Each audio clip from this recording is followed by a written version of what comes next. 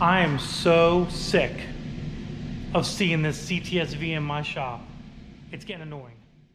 What is up, YouTube? How's everybody out there doing today? I hope you guys are having a fabulous day. Obviously, we have the 2011 Cts-V that has been in here for a million freaking years. If you guys don't know, this was done a while ago. Then we swapped engines a while ago, and it ended up having a head gasket leak per other things happening that I ended up having to fix on my own dime, which I'm not concerned about because I've got some really amazing news about this Cts-V and the horsepower numbers that I put down that I did not make a video about, to be honest. We had it on the dyno the other day, and we're going to talk about what it put down. I think the dyno sheet is in the car. We're going to see if we can find it.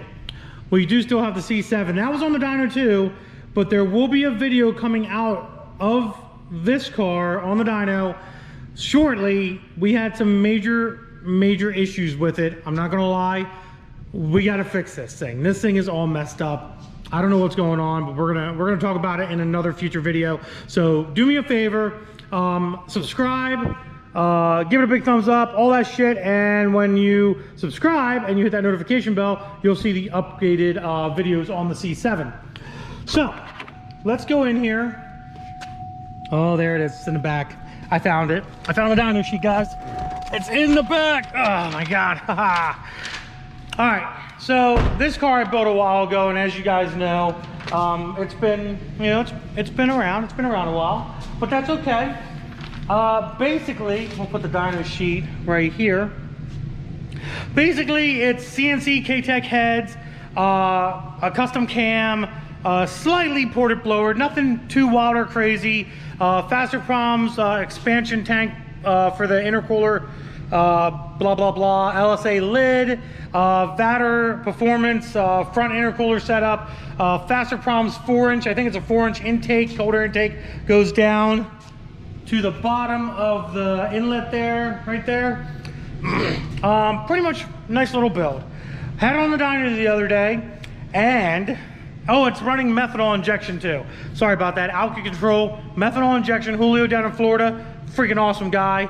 Has that, has a Innovation 9.1 or 9.5 lower. Makes about 14.7 pounds of boost right now. 231 upper.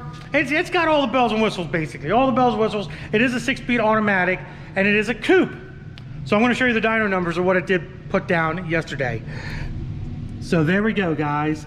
It made 736 horsepower at the wheels. You guys are probably wondering what this 709 is. The 709 was after the supercharger got a little hot. We're gonna be addressing that little issue here soon too. We're getting a new pump, because we think the pump is kind of going bad, and we might be doing an interchiller kit on this car as well. We don't know yet, but with it cooled down, the engine cooled down to about 185 degrees, and the intercooler, actually the water going into the, or the IAT2s, I'm sorry, the IAT2s being about 85 degrees yesterday, which was 90 fucking degrees. It was raining and it was humid as all get out, so it was not a good day for dynoing. We put ice in the tank, we got it cooled down to 85 IAT2s, and that's when it put down the 726, 736 number. Air fuel was looking really good. Nice flat line. I forget how much timing is in this car. I honestly don't remember, to be honest, but we didn't decide to add any timing or anything of that nature. But moving on. There's one thing on this car that this car needed and did not have, and that, ladies and gentlemen, is the Elite Engineering catch can. Now, I will tell you, we have a little bit of a problem here. We've got a little bit of a problem, and that problem is, we'll put this back down here. That problem is there is no instructions on YouTube nor on Elite Engineering's website about how to mount or where to mount the catch can on a Cts-V. They give me a bracket. I've got a little bracket here, an L bracket, but it doesn't tell me where to go. And I've never seen this bracket. I've done a lot of these catch cans. I've never seen this bracket. It's a new bracket to me, so I have no idea where to go and find out where to hook this thing up. So we're gonna have to do a custom setup on this. Obviously, as you guys know, a lot of people will put the catch cam back here or behind the blower. I personally don't like that area. I want to keep it up and accessible. That way, when you're down at the racetrack and you're racing, you can easily dump that thing. You don't have to be digging for it and scratching your hands and getting hot and just all that bull crap. So a lot of guys will put it back here on the firewall. I can't do that. We have the Faster Proms bottle here that's holding that extra 2 gallons or whatever it is of fluid. So that's out of the question. So obviously I don't want to make a custom bracket. I need to use this bracket. I'm looking around. I can't figure out where to put this thing. It's going to hit everywhere. And the best spot that I found, and you might already see where it is, the best spot that I found that I could mount this is right there. It's easily accessible. The hoses will reach down into the blower in the valley. And I'm only drilling a small little hole right here to put a nut and bolt behind, and that's it. The nice thing is, obviously, I can unbolt this directly from the bracket if I just want to take this off and move out of the way and take this off and whatever the case may be. But that's what we're going to do. We're going to hook it up right here. I think this is going to be the most accurate spot that I can find. Obviously, you can't have the plastics on when you're doing this. So in your case, if you have plastics on your Cts-V, you can either take your plastics off, or you can mount it in a different location, whether it be like over here, back there, and over there. But in this case, for this Cts-V, we're gonna be mounting it there. So the first thing we're gonna do is take this guy off and drill a hole.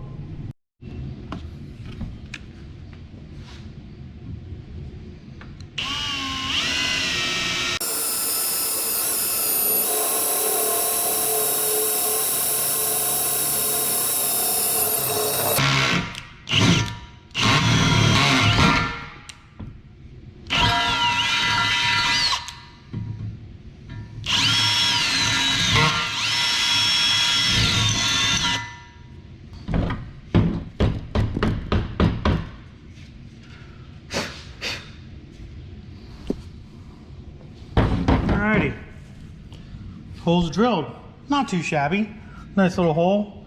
We're gonna find a bolt, and then we're gonna go ahead and take it. I almost lost my bracket. We're gonna get a bolt, and we're gonna go ahead and mount the bracket right there like so. Alrighty, now that we got our strut tower back on, and our bracket is in place, which is looking pretty sexy, not gonna lie, we can now mount our catch cam, which is actually looks really good right there.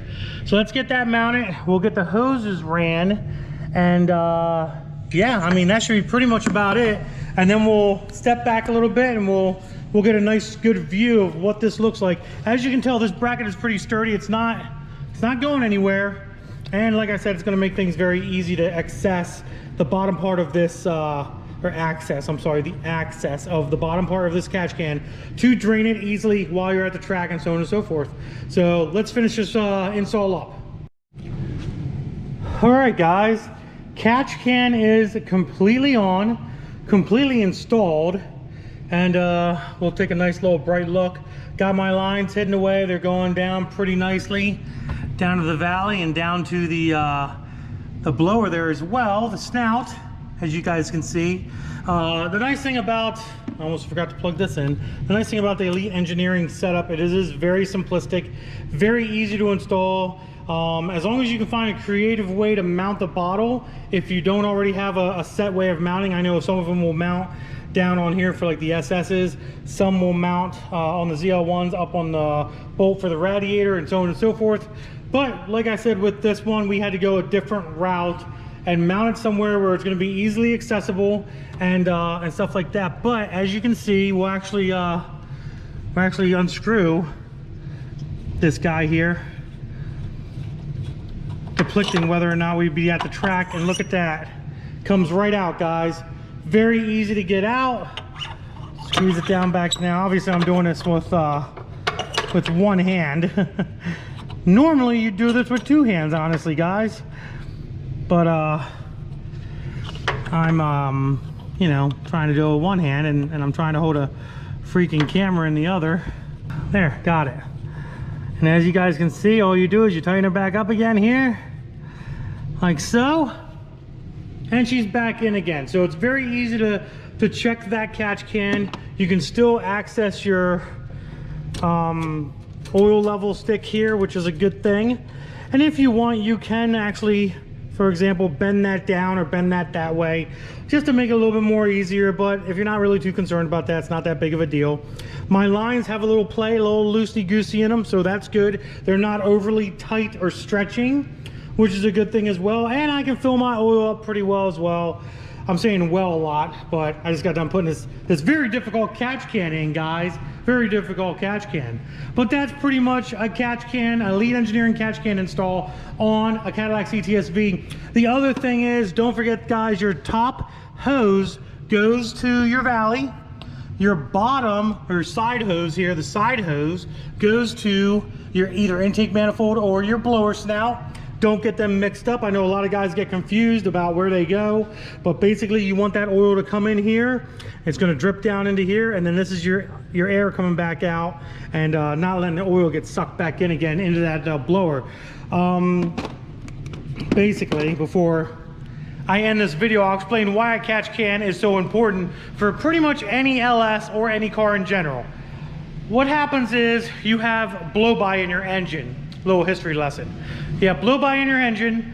That blow-by puts oil up into the intake track. If you ever take an LS1 intake manifold, dump it on its ass, it has 100,000 miles on it, you're gonna bet about a half a quart of oil out of that thing if it's never ran a catch can. But basically what happens is that oil gets into the blower or into your combustion chamber, and it'll actually cause spark knock in the engine, and the engine could run terrible at wide open throttle. It could have spark knock, like I said, and cause all kinds of issues. It'll back down timing in the computer, all that jazz. What a catch can does is it prevents that oil from getting into the engine or back into the engine, and puts it in a separate reservoir so that it doesn't cause that detonation. It doesn't go into the combustion chamber, because engine oil in your combustion chamber is not a good thing at all, guys.